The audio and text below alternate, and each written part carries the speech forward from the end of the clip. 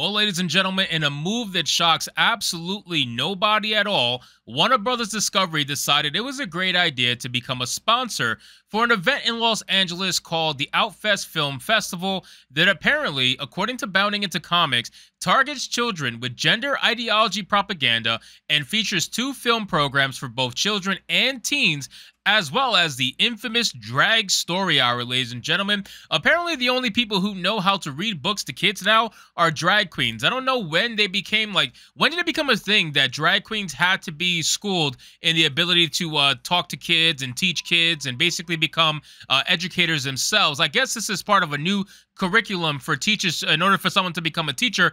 I just think it's a little bit strange, but again, we have drag story hour. We have all the typical stuff to expect out of this nonsense, and we are going to get into it, guys. So of course, before we do, just consider giving this video a like to push us out into the YouTube algorithm, and consider subscribing because we're on our way to 25,000 subscribers. It says Warner Bros. Discovery is one of the main sponsors of the upcoming Outfest Los Angeles Summer Festival that has specific programming targeting children and teenagers and will also include that infamous drag story hour. The festival's official website makes it clear that the festival is being sponsored by both Warner Bros. Discovery and Genesis, the luxury vehicle division of South Korean automaker Hyundai. The website also links to an article in Deadline that details many of the programs and films the festival plans to include.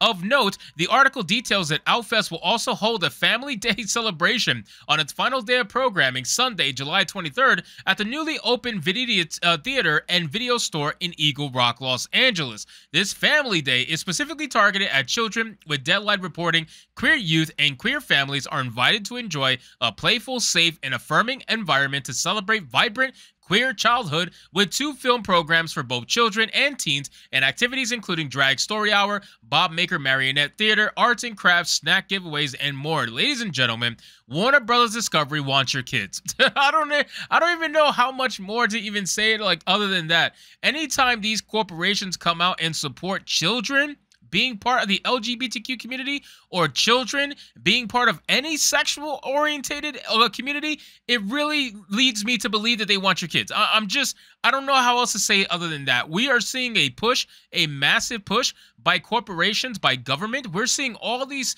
different entities coming out and specifically targeting your kids. And the reason why they're doing it is because they feel like they own your kids. They feel like they own the minds of your kids. They want to indoctrinate them as quickly as humanly possible because as they get older, it becomes harder and harder to do so. So their goal is to try to make it happen as young as they possibly can. So when they grow up to be some good old shills for the LGBTQ community and some good old Democratic voters. That's basically what it is. A good old taxpayer, a 9-to-5 kind of person. Never work for yourself. They want to make sure that they push all kinds of stuff like that onto your kids, and they're starting them off early. It is not shocking to me in the slightest, and it's actually pretty damn disgusting. So it says this sponsorship comes in the wake of Warner Bros. Discovery subsidiary Cartoon Network announcing earlier this month that they were going to use their cartoon series We Baby Bears to indoctrinate children into disordered and sinful lifestyles. Now, this particular clip, I think I actually played this on Twitter where they start going into pronouns and all this nonsense, and it's absolutely ridiculous because they love to tell you that they don't do this. They love to tell you that they don't talk to kids about this. Nobody's coming after your kids about this, right? This is what they say all the time.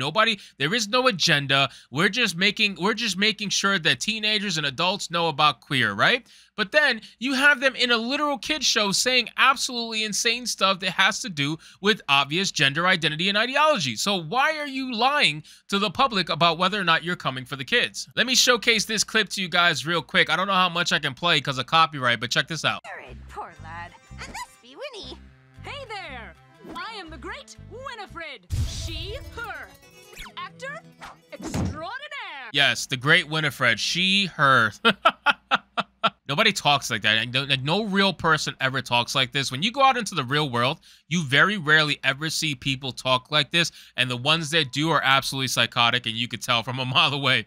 It says, as seen in the clip above, the characters identify themselves with various pronouns. One character says, hey there, I'm the great Winifred, she, her, actor extraordinaire. The Bears then respond to this introduction saying, our crew has also a new addition, Meet Box. They use they, them pronouns, and they make an exceptionally good creature. I just can't. I can't. A they, them box, ladies and gentlemen. A they, them box. It doesn't get better than that.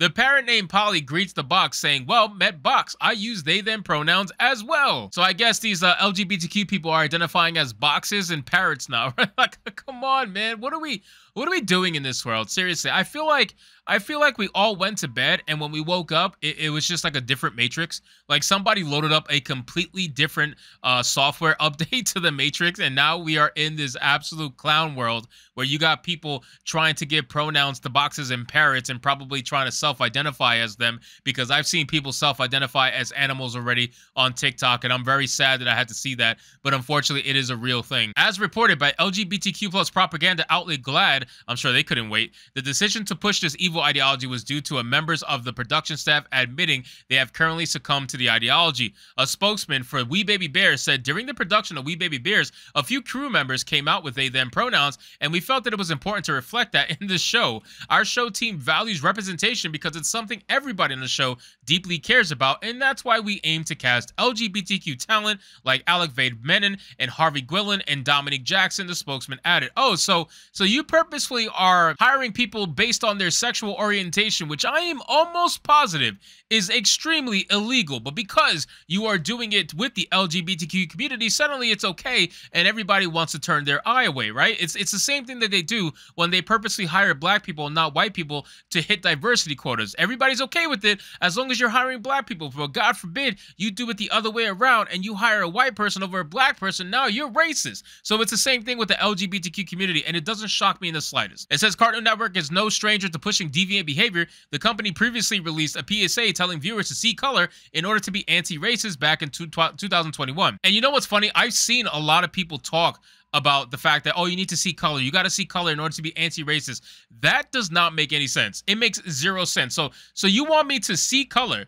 You want color to be the first thing I notice on someone, and then you also want to say, well, don't be racist. It's like, what? What are you talking about? If you don't want to be racist, don't see color. That's the whole point of being colorblind, right? Like, you're not supposed to see color. You're supposed to judge people based on the merit of their personality and who they are as a person overall. So what does skin color have to do with anything? It's because these people are absolutely obsessed with skin color. It runs their lives. It runs everything in their life. The company's official Twitter account promoted the PSA, writing, when you see color and the history that comes with it, you can recognize the role racism plays in our culture and appreciate everyone's diversity. The crystal gems are, say, be anti-racist.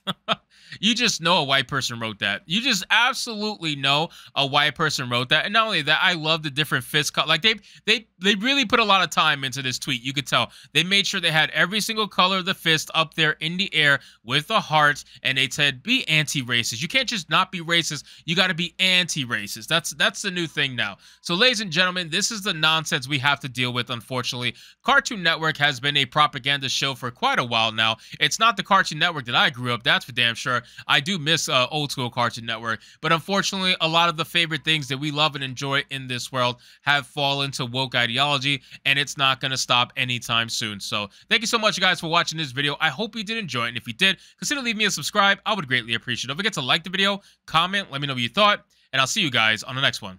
Hypnotic out.